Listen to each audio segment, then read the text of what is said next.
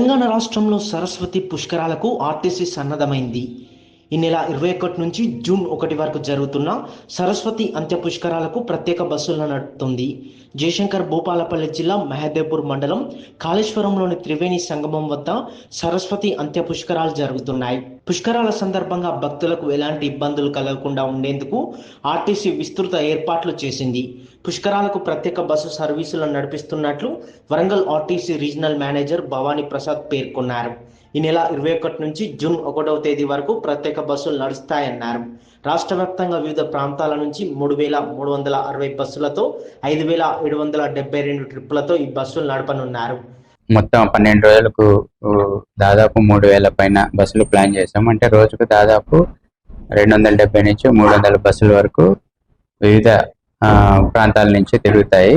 Warangal reason నుంచి రోజుకి 70 బస్సులు, అంటే 12 రోజులు మొత్తం 790-800 బస్సులు తిరుగుతాయి. అలాగే కరీంనగర్ నుంచి కానీ, నల్గొండ నుంచి కానీ, హైదరాబాద్ నుంచి కానీ వివిధ ప్రాంతాల నుంచి కూడా బస్సులు పుష్కరాలకు ప్రజల్ని పిలిగ్రిమ్స్ ని చేరవేస్తుంటాయి. సో ఇంతటి ఆధ్యాత్మిక గొప్ప కార్యక్రమంలో ఆర్టీసీ భాగం ఉండటం అనేది ప్రజల్ని క్షేమంగా చేర్చడంలో బాధ్యత ఆర్టీసీ యొక్క అదృష్టంగా భావిస్తున్నాము.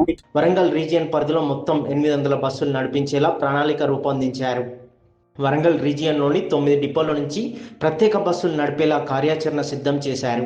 పుష్కరాల సందర్భంగా ఈ నెల 21 నుంచి ప్రతిరోజు 125 ప్రత్యేక బస్సులు, సెలవు రోజుల్లో రోజుకు 145 ప్రత్యేక బస్సులు నడిపించనున్నట్లు వెల్లడించారు. ఇందులో మహిళలకు మహాలక్ష్మి పథకం వర్తిస్తుందన్నారు. సరస్వతి అంత్య పుష్కరాలకు ఆర్టీసీ అన్ని రకాల ఏర్పాట్లు చేసిందని, భక్తులకు ఎలాంటి ఇబ్బందులు కలగకుండా సురక్షిత సౌకర్యవంతమైన సేవలు అందించేందుకు అవసరమైన చర్యలు చేపట్టినట్లు వెల్లడించారు.